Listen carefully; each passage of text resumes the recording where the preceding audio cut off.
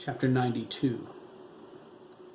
Craig came out of the cooler after making sure there was enough room for the oranges and asked for the invoice to do the count. He inquired as to the driver's whereabouts. Mike smiled. Craig frowned. "What did you do to him?" he asked, his eyes narrowing. "Nothing," Mike replied. "Okay then," Craig said, crossing his arms. "What did you say to him?" "Well..." "Forget it," Craig interjected, holding his hand up. "I don't want to know." Mike smiled. "That's my boy." They heard a quiet rapping on the front door. Mike turned to see Henry Schwartz waving at him through the glass. He initially called Henry in for this interview yesterday, but his father said he was an overnight guest at the McKee's house. Mike told him he would call at 9 o'clock this morning. Ira said that wasn't necessary. Henry would be back early. He would see his son got right over there. Mike was glad he got the message. He had an ulterior motive for calling Henry. God knew he wasn't the first on the list of kids who wanted to work at the market.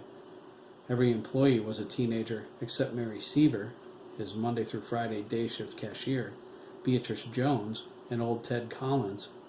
Bea and Lisa alternated working on Saturdays, and the market was closed on Sundays when Mike and Sandra went to Mass. It drew other teens to apply like flies. He felt guilty about pushing Henry to the top of the list. He decided to do it when his suspicions regarding Hiram turned into a bonfire.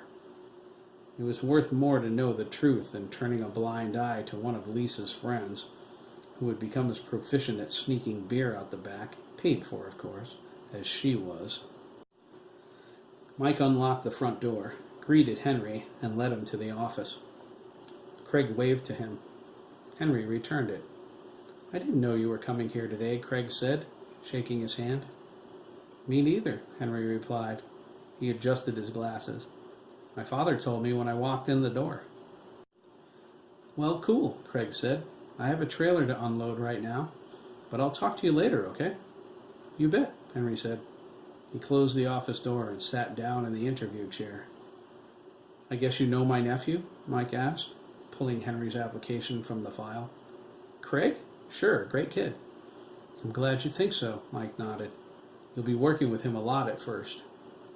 "No kidding?" Henry asked, his eyes lighting up. "You're hiring me?"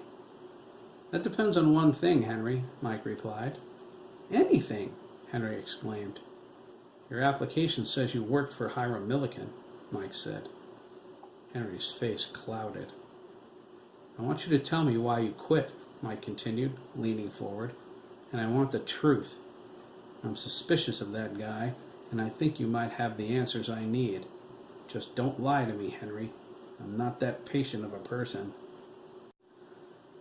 Henry still felt the satisfaction of beating up Todd last night. He swallowed hard and hid it.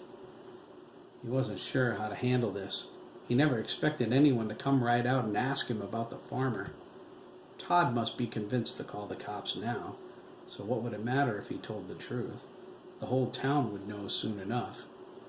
Should I involve Craig's uncle in the whole thing? Henry wondered. "If he's done something to you, Henry," Mike said, encouraging him to speak, "I need to know. I have a bad feeling he was involved with my brother years ago, and maybe a lot of other kids since." Henry nodded. "All right, Mr. Dougan. I'll tell you what you want to know, but I want you to understand something. It isn't only me, okay? Nothing leaves this office until I have a chance to talk to the other guys. If they say they don't want you involved, you forget anything I'm about to tell you. Do you promise?" Mike held up his hand. "I swear on my father's grave." Outside, Merle sat in the Mac, drinking deeply from the bottle. Miss Adler's eyes glowed. She felt his rage as a white-hot, angry thing. She fanned the flames, pushing him harder. Merle's hand shook, his anger burning like never before.